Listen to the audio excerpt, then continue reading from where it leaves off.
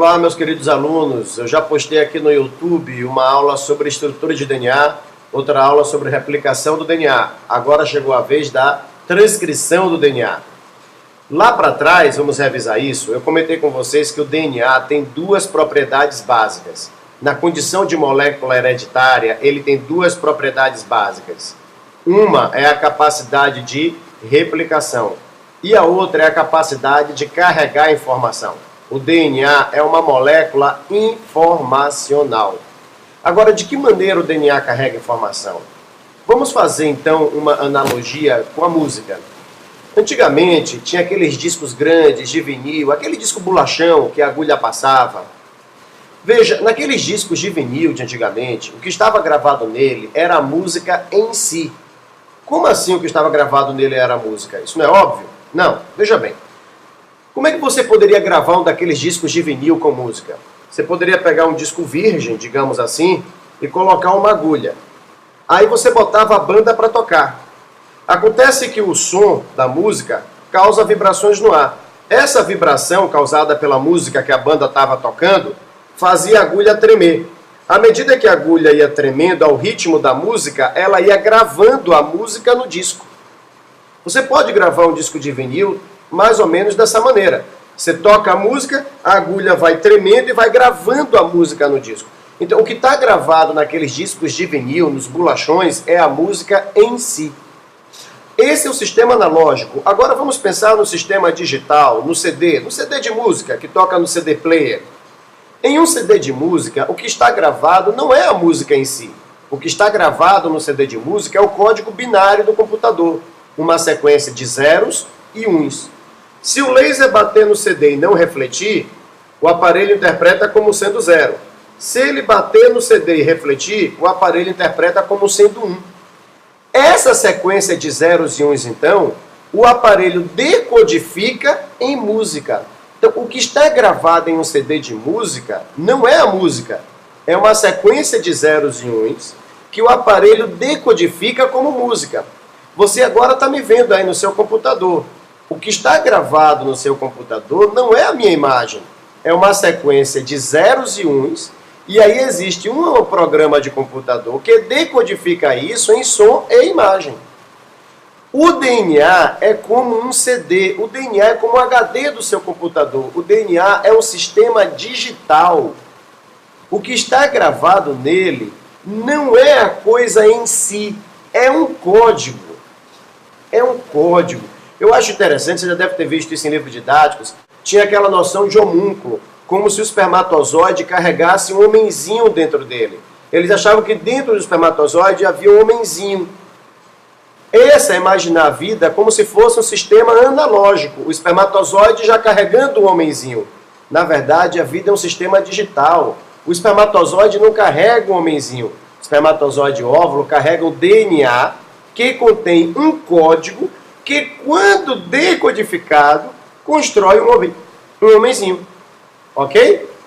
Então, assim como um CD tem uma sequência de zeros e uns, o DNA também tem sua sequência, mas não é de zeros e uns. É de A, T, C e G. A informação no DNA está gravada na sua sequência de A, T, C, G. Se você muda a sequência de bases, você muda a informação que está no DNA. O nosso papel aqui hoje é aprender como a célula usa essa informação. Como é que ela expressa a informação que está no DNA. Vamos dar uma olhada nessa imagem. A expressão da informação genética envolve duas etapas. A primeira é a transcrição. Na transcrição, o DNA é usado como molde para fazer a molécula de RNA. A segunda etapa da expressão gênica é a tradução. Na tradução, o RNA é usado como molde para fazer a proteína. Na aula de hoje, nós vamos ver a transcrição. Depois, em outro momento, nós estudaremos a tradução. Vamos então agora ao processo de transcrição. Veja bem, eu lhe disse que na transcrição, o DNA é usado como molde para fazer a molécula de RNA. Agora entenda bem uma coisa, não é qualquer trecho de DNA que pode ser transcrito em RNA. Isso não é aleatório. Preste bem atenção. Apenas trechos do DNA, que nós chamamos de genes, podem ser transcritos em RNA. Então, o primeiro passo é a gente dar um conceitozinho de gene.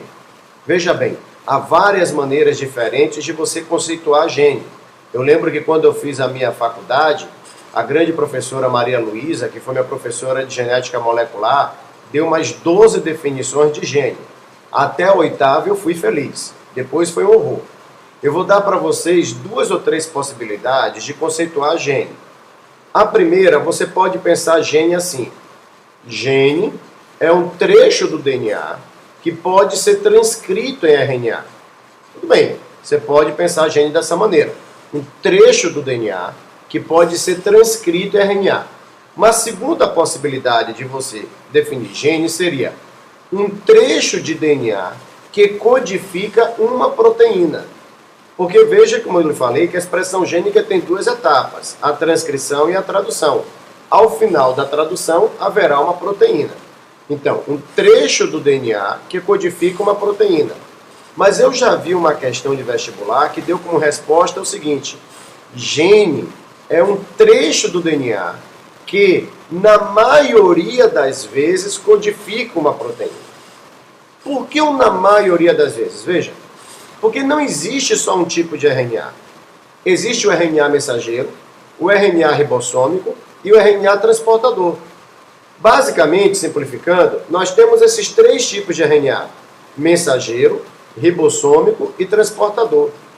Desses 3, o único que carrega a informação para fazer a proteína é o RNA mensageiro. Então veja bem, se for um gene que ao ser transcrito produz o RNA ribossômico ou o RNA transportador, disso não sai uma proteína.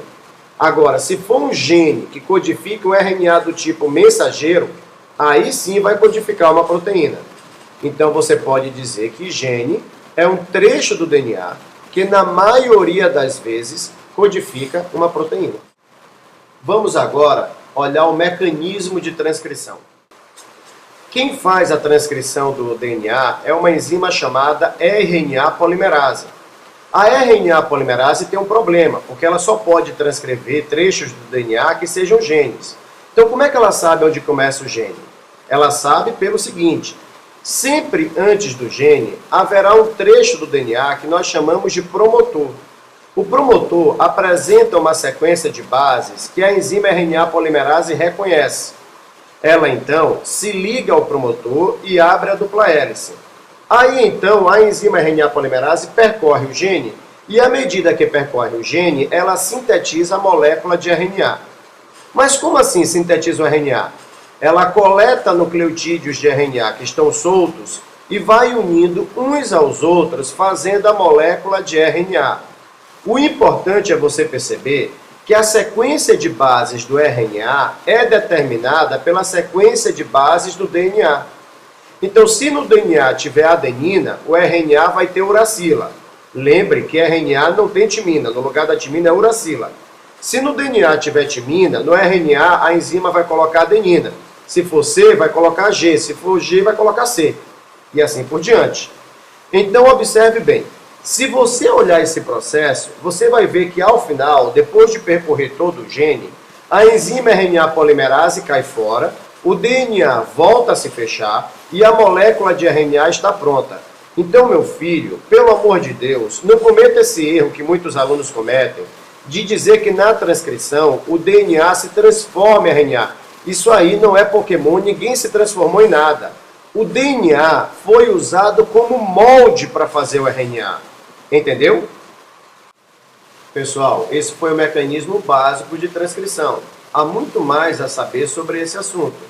Por isso, assista também a nossa segunda aula sobre transcrição. Um grande abraço.